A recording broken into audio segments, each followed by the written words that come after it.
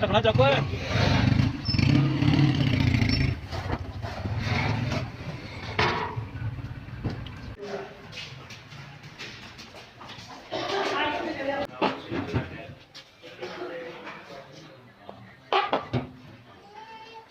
चलो चलो फटो भाई फटो भाई चलो भाई जेड़ा काम किया हो गया बर्बाद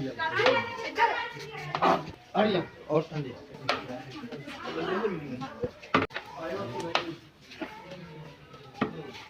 बच्चन जी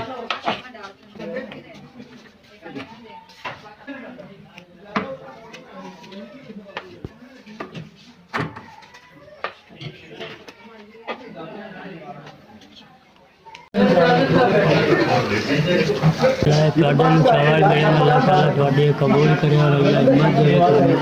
और लंगर करने की और घाट तंदुरुस्ती दे अल्लाह करीम को दूर करे अल्लाह पाक सेहत दे अल्लाह पाक तंदुरुस्ती वाली आपने हमें खाना भेजा आपकी तरफ से चावल दे दिए जो भी हमारी इसकी सेहत से अभी तक